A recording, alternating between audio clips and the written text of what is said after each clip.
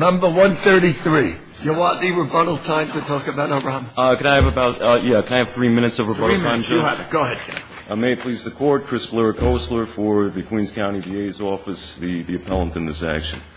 Your Honors, in this case, the jury notes were disclosed both before the jury came back into the courtroom and after the jury came back into the courtroom. Therefore, there was no motive proceedings error, and we ask that this Court reverse the Second Department's decision. But, go ahead, counsel. I'm sorry. Continue. Now, the rule is very clear, and this, it should be very easy to apply, but in this instance, it was not. The Court doesn't make a record of Orama compliance. Is that it? Yeah, I mean, in this case, apparently, there were 3 sidebars that occurred right before the Court went into the notes. And after each sidebar, the notes were marked as exhibits. Clearly, these sidebars were discussions about the notes, and we proved that through our investigation and through the resettlement proceeding that we ultimately brought. So the underlying... You brought it a while later, right? No, it was brought about a few months after they filed their brief, so I believe their brief was filed, I may be wrong about this, but April or May of 2000. 3 months is a few months, right? A few months, correct, yeah. Judge. So right. 109 days is a few months, right? But most of those adjournments, we sought adjournments to finish our resettlement record. How many days are you supposed to have to make proposed amendments to the trial record? 15 days, but that statute refers to the appellant. That statute refers to the appellant submitting the changes to the transcript. That's not us in the appellate division. The 109 days you can cure a fundamental error as to not, in the record, there's no Orama compliance. That's okay? Is that what resettlements are supposed to be about? That's exactly what resettlement is for. It's specifically It's supposed to be for curing major fundamental motive proceedings, protocols. That's what it's about. Is it supposed to be about like clerical errors and omissions and that kind of thing?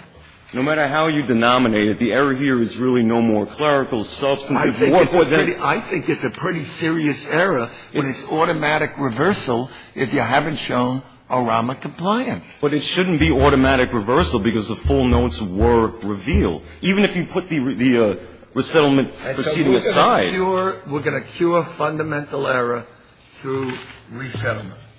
That's what this Court has been doing for over 100 years already. The error that occurred here by omission. That's what we've been doing in Orama cases. We've been curing reversible error by resettlement and showing compliance 109 days afterwards. But this Court actually considered a reconstructed record in Cruz. The record didn't carry the day because all you had was custom and practice. You think that it's an abuse of discretion to not allow reconstruction hearing? Well, if we're talking about discretion, the Second Department exercised no discretion here because they have found. Did they abuse their discretion? They didn't exercise it in the first place. They found, based on their own case law, People v. Powell, that as a matter of law, resettlement is inappropriate in the circumstances of this case. So they didn't even exercise discretion to begin with. What should they have done? They should have accepted they should have accepted the record as resettled by the trial judge because the trial judge is the final arbiter of the proceedings that occur before him or her. This was uncontradicted evidence. We had an affidavit from the trial prosecutor. Our adversary submitted no contrary evidence to show that anything the prosecutor said was incorrect. It was 209 days, still okay? But they consented to the majority of the adjournments. So if the other side consents to it, what's the problem? It takes us time to investigate these things as well. We got to call people, reach out to people. It takes, the court reporters, the judge. It takes them time to get back to us as well. This is not something that we can just, drop everything else that we're doing and get done in a week. I think you started to say, and I want to, is it your position that even without the reconstructed record, that what the court here did was okay, in other words, which is to read the full jury notes to counsel before giving a response at the same time that the notes are read in the presence of the jury? It's not that it's okay because that is a deviation from Orama, but it's the sort of deviation that requires preservation. It's not a mode of proceedings error. Error, but it's not a mode of proceedings. Error, but not a mode of proceedings error. Why is it not a mode of proceedings error? For the very reason that this Court has stated over and over and over again. In Williams, Alcide, Ramirez, Starling, Hidalgo, Lights. What we were talking about before, if you had notice of it, you could have objected. You didn't object. Correct. If you know what's in the note, you can object and say, Judge, I'd like for you to put this in. I'd like for you to add to your response.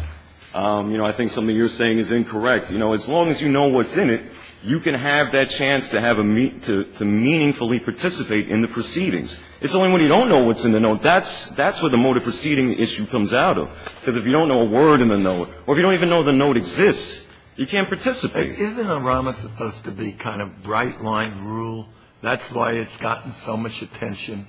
And isn't it conceivable to you that in the kind of situation we have here, and some of the other things we're talking about in the other cases, that the exceptions could swallow what's supposed to be a bright line rule, so that meaningful participation as being the absolute, a necessity really is eroded and no longer is meaningful? But, meaningful participation is no longer meaningful? Let me answer that in two ways. I think it has been eroded because defense attorneys are pretty keen to the fact now that if they say nothing, if they don't meaningfully participate in the proceedings, their client's convicted, they have that issue to raise on appeal. So if the response that the judge gives is not legally incorrect or prejudicial to their client, why speak up and say, Judge, you didn't make a record? Well, why doesn't the DA do it? Sorry, Judge. I think one of the things that concerned me about this reconstruction, first of all, CPLR, I don't think it applies, but I understand what was trying to be done. But it seems like every time, if a defendant had done this, and I don't know this judge, I don't know, I think the judge would say, look, you got your record, go handle your appeal. The people ask, and all of a sudden, things happen. I just worry sometimes that everything seems to lean toward what the people choose to do. And you didn't have your record. And I'm not blaming anybody. I mean, sometimes in the course of a trial, things, are off the record and don't get on. Now to say, well, the reason it didn't get on is defense counsel was really wily, and they knew it should have been on the record, but then they didn't put it on the record, so I got a right to go back and ask. Well, the ADA should have said, Judge, can we put on the record what we just discussed? And if he or she didn't, I don't know that we can then go back and reinvent the record. It just doesn't seem right. You get my gist of that? Yeah, I understand what you're saying, and let me answer that by saying this. We tell our trial assistants, if you see the judge isn't doing something the judge should be doing, speak up and say something. But with that said, it's not our burden to do so. It is the judge's burden to make the record. Judges should be making this record, but right. when they don't, it's not a mode of proceedings. Aren't you putting all the burden on the defendant? Excuse me, Judge? Aren't you putting all the burden on the defendant? No, I'm splitting. You both have a burden, but the judge is the one who's responsible for making sure that there's meaningful participation, notice meaningful participation. And this is, again, bright line rules. This isn't a case where each case we say, well, we'd like to have more participation, we'd like to have better notice. It can't be that every case there's a reason around it because it's the defense's fault. It's the defendant's fault.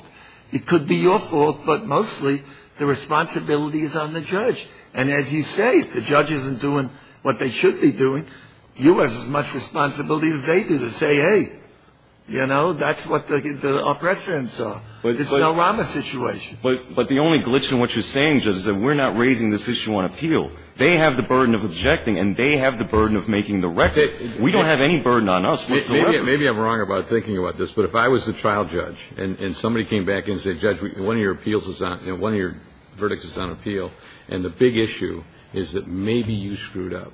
Now, we had an off-the-record discussion over there. Do you remember that? And do you remember that what you really said was something that will save you from having a reversal on your record because it's going up to the appellate division? And would you agree with me in a reconstruction that you really did what you were supposed to do under a RAMA?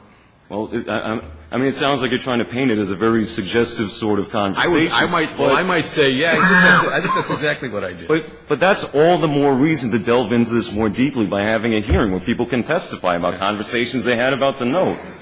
Just very briefly on resettlement, because I see I'm running out of time. Sure, go ahead. It's meant to conform the record to the truth. Ultimately, that's one of the broadest purposes, clerical, substantive aside, and that's what we were trying to do here. No, I get it. And the appellate division was trying to uphold the precedents in this area and saying, automatic reversal.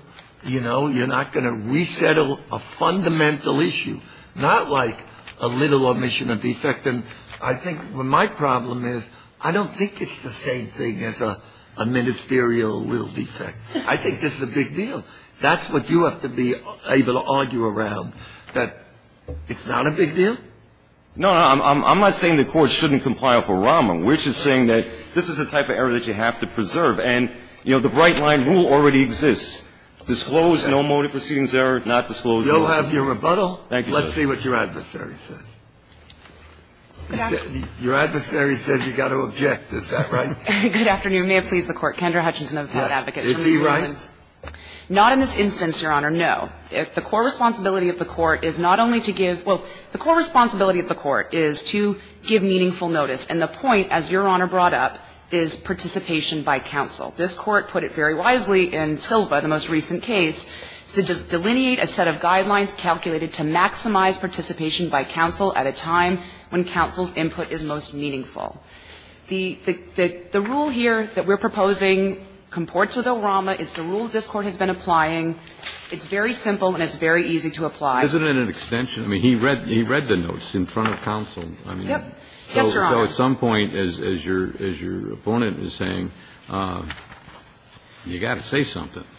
Your Honor, the rule is if a note requires a substantive response, if in other words it requires crafting from counsel, then defense counsel needs advance notice of that note, and he also needs advance notice of the court's response. Our adversary has not spoken very much about this during the oral argument, but is at length in the briefs about Williams, Alcide, Ramirez, and Starling.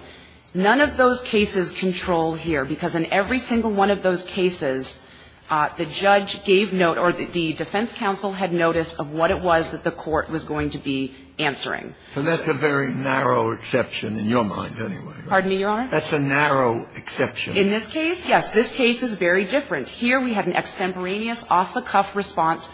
Both times the court responded. Both times the court did not just merely, as in Williams, repeat a charge about acting in concert. That's also Ramirez, an acting in concert charge. Alcide was simply a readback of testimony. And Starling, I believe, was a definition of intent. Every single one of those cases, counsel had heard that before. And you'll note that in all of those cases, except for Williams, this Court acknowledged in its holding that counsel had notice of the Court's intended response. Every single one of those cases, this Court hinged it on. Only in Williams did this Court not cite that particular aspect of Ramirez. So, counsel, is your position that once the Court starts to speak and counsel has not heard anything about what the Court is going to say, although the counsel has neither heard the note, what was in the note, or what the Court's position on the note was going to be, that counsel should just sit there, listen to what the Court says, and say nothing? Your Honor, this is a very delicate time, and this is when the Court, everybody knows that the jury identifies with the judge, not with the parties. Counsel risks invoking the ire of the jury by speaking up at that moment, particularly if the Court, as in this case, is speaking off the cuff. I mean, I think the Court here — Maybe they could have an off-the-record conversation about what to do with the note. Maybe they could have an off-the-record conversation, Your Honor. Well, if they did that, it wouldn't matter. It wouldn't matter because the record is the record. I mean, in New York has — it's why couldn't there be a reconstruction or a resettlement of the record? Because appellate procedure for hundreds of years in this State, and most States and most jurisdictions, depends upon the record being the record. Defense counsels are not allowed to come back later and tell their appellate counsel, hey, guess what, I said something off the record, why don't you resettle it? Well, why couldn't defense counsel say, can I have a sidebar here, Your Honor? And then the jury doesn't know what the issue is. Well, I think, for example, in People v. Alcide, where the only thing that counsel had to object to was the procedure. The readback, that was the case in which the judge participated in the readback. Disfavored, but it's about the procedure, which is Alcide. I think in that case it might have been easy for counsel to get a sidebar and say, Judge, I don't want you to participate in the readback. Here, however, counsel has to process first the note that he's hearing for the first time and a proposed response that he might possibly want at the same time, and then also object in front of the jury. Well, after the judge responds to the note and they go back, the jury leaves the room and counsel says, Your Honor, I'd like to, discuss this on the record. and then makes his or her complaints, and then asks the judge to correct something the judge said. The judge can say yes or no, but at least there's an objection on the record. And I think the point here, Your Honor, is that this is all going so quickly that counsel may be surprised by the entire thing going on, number one. But isn't the same true if it's done just before they go into the courtroom? The judge says, okay, all right, I have this note, this is what I'm proposing to do, and all right, well, let's go out in the courtroom. But the court has held that you do not need to preserve ORAMA error after the fact. And this is a violation of the core responsibility, and indeed the bell can be unrung. I mean, that's the whole point, right, is that the jury has probably already heard the potentially prejudicial or non-defense favorable response. I mean, here. No judge has ever corrected an instruction that it gave to the jury, counsel? I'm sorry, Your Honor. I didn't No judge has ever corrected an instruction or any advice that it given to the jury? No, of course, Your Honor. But the best practice would be that the judge would have done it beforehand. Well, that's the best practice, but does that make it a mode of proceedings error? It does here, Your Honor. It does. And this case is different than Williams and is different from all the other cases cited, because in this case, counsel did not have notice of the intended response. Yes, at one point the judge did read back. That was the second note that the jury sent. It asked for just a straightforward readback. The judge responded by a straightforward readback of the charge. However, the judge also, in two of the notes, gave an off-the-cuff, I think well-intentioned, trying to make it more understandable to the jury, but said, for example, at one point, the first count of robbery includes serious physical injury. There is no injury count in the assault. That's not true. In the robbery in the second degree, there is another. However, only one count of assault in the second, and that has physical injury. I mean, this is a muddled response, and I understand that the judge was trying to speak to the jury in its own language, but counsel certainly would not have been aware that that was response, as in all of these other cases.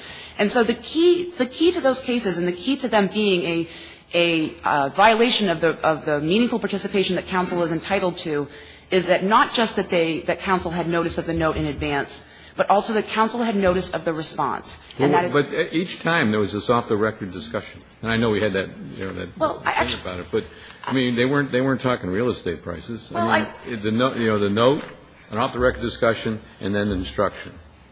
Can't we presume regularity with respect to something like this? Well, this Court rejected the presumption of regularity in People v. Silva, so I don't think it should apply it here. That said, I do want to correct something factually very quickly. There's only two off-the-record discussions. There were three notes sent out, two in one batch, two off-the-record discussions.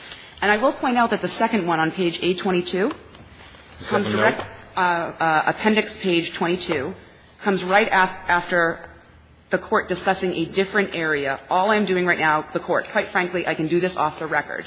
Whereupon off-the-record conversation that seems clearly not related to a note. It's about something else. Is this note number 2 you're talking about? A22. This is note number.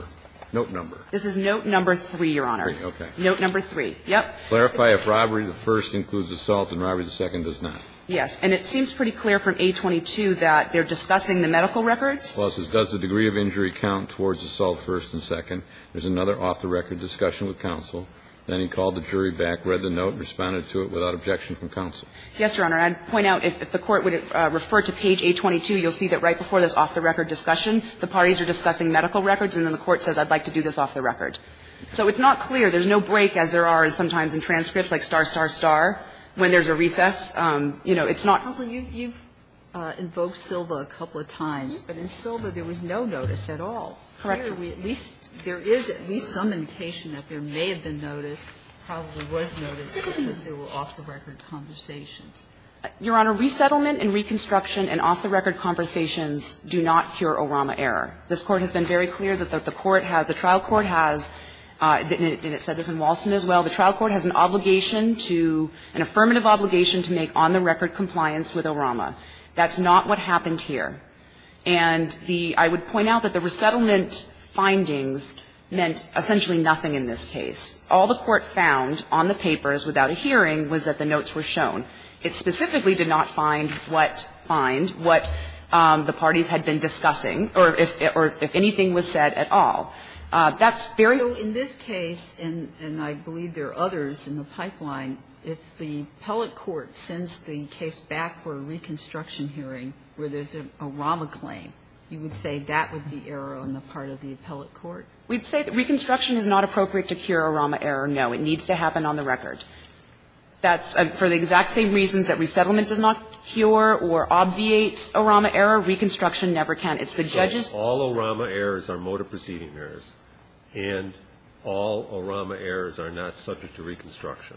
No, not all ORAMA errors. There's plenty of errors that this Court has found violate or deviate from ORAMA. You say that, but it seems that that's the core of the argument here, because if notice isn't enough to counsel, and then you have an opportunity to turn and you don't object, and failure to object isn't enough for counsel, and you can't reconstruct what was said to establish either one of those things, then it seems logically that's where we're at. But, Your Honor, we don't send cases back to find out if the judge came to a different Sandoval ruling or if it followed its Batson procedure. I'm thinking of other places where a court has an obligation, or if they fulfilled their public trial, the Waller v. Georgia steps 1, 2, 3, and 4. There are some things that are reversible error. They just are. I mean, we don't send it back and say, or let a DA or let a defense attorney go back and say we have to reconstruct the record to see if maybe the judge really gave a good plea allocution that we don't know about. It seems, though, like it would be an enormous policy extension of the meaning of ORAMA.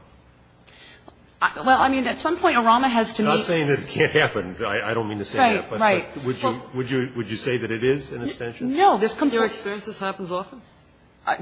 This is a frequent occurrence that we need to reconstruct the record? Well, I'll tell you, I mean, there's some counties, I think, that are worse, the judges are worse than others, in all honesty, Your Honor. I mean, I think this Court has seen a bunch from certain counties more than others. Now, the reconstruction is coming, I think, mostly out of the Third Department. Back to my point. Is it an extension or not? To allow reconstruction? No. Is this an extension of the motive proceedings analysis that basically doubles the ORAMA rule? No. No, Your Honor. No, because this comports with Alcide, this comports with Ramirez and Starling. In all of those cases, this Court found no error because not just because counsel had notice, but also because counsel knew of what the Court's intended response was. I think we did find error. We just found that it was not a motor proceedings error. Correct, Your Honor, and I apologize for mixing that up. Incorrectly or incompletely or improperly or imperfectly complied with ORAMA. Yes, and it sounds like you're arguing that reconstruction is a constriction of ORAMA, not an expansion. Yeah, reconstruction is not the way to address ORAMA error. And any concerns about gamesmanship, this Court has addressed them before, and I see my time is up. So I'll say thank you very much. Rebuttal, counsel. Thank you, Judge. One case that my adversary didn't distinguish or even mention in her brief is Cadarco, and I didn't hear her mention that case today either. What does Cadarco stand for in your mind? Cadarco stands for the proposition that when a court reveals the full contents of a note, even when it reveals the full contents after the response is given, you still have to object. That's subject to the preservation requirement. It's not a motive proceedings error. Well, then why did you run down there and try to get a reconstruction hearing if Cadarco was dispositive? Excuse me, Judge? Why did you go for a reconstruction hearing if Cadarco was dispositive? Because we had already resettled the record, so we didn't have to move for reconstruction before. So you don't have to pick on your counsel for not citing a case is my only point. I'm sorry, Judge. You don't have to pick on your counsel for not citing a case is my only point. I'm not trying to pick on anybody, but I think it's pretty significant that she makes this distinction about substantive and ministerial and states that that's the end-all and the be-all. Well, the note in Cadarco, that's clearly a substantive note.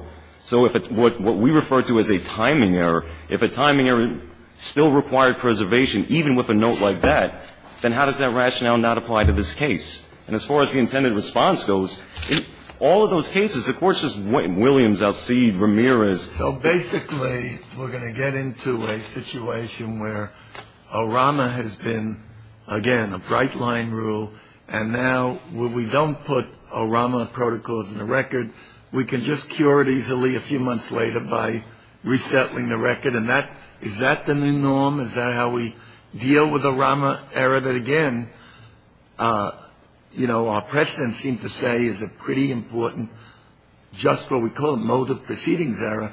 Now we're going to cure a motive proceedings error on a regular basis with resettlements? Well, this is a limited number of cases, number one. And number two, But we can do it every time. Why can't we do it every time? Why isn't it totally eviscerating ORAMA if every time you don't follow the protocols, let's just resettle the record? Right, but this Court has stated that the reason why. The whole idea of ORAMA is that judges should follow the protocols. That's what this is about. And if judges aren't following it and not putting on the record, the answer is well, it's okay, we'll correct it later. But this is not some intentional thing the judges are doing. Hey, I'm not going to comply with ORAMA. It's a lapse. That's why you have the settlement. Judges are complying with ORAMA because they understand that if they don't, there are consequences to that. Correct. If you don't disclose the full contents of the note, or if you don't disclose the note at all, that's the bright line rule, Judge. That's the bright line rule. But when there's an omission in the record where it's a correct, sorry. You think this is a clerical error? It's no more or less clerical or substantive than what happened in Mania or Orange County Court or the Dalrymple case where the verdict was corrected. How is it any different or less important? All those involve important issues. A court has an affirmative duty to impose the correct verdict or impose the correct sentence or record criminal histories correctly. So how is this any more or less of a serious error? It's along the exact same lines as every other case which this Court has allowed for resettlement. That remedy should apply here as well. If we can adduce sufficient evidence in order to support it. We're not always going to be able to do that. It's not a prosecution-specific remedy. In Cruz, it didn't work. It didn't work at all because all you had is custom and practice. But where we can at least – all we're asking this Court for is this. At least give us, say that it's okay to try. It's okay to try to resettle these records before you go to this very drastic remedy of a reversal. Every time there's a Rama record, we're going to try and resettle. Why not? But why not at least try? It's not always going to work. I hear Judge, you. It won't always work. Thank you. We should at least try. Thank you both. Thank you. Appreciate it. Thanks.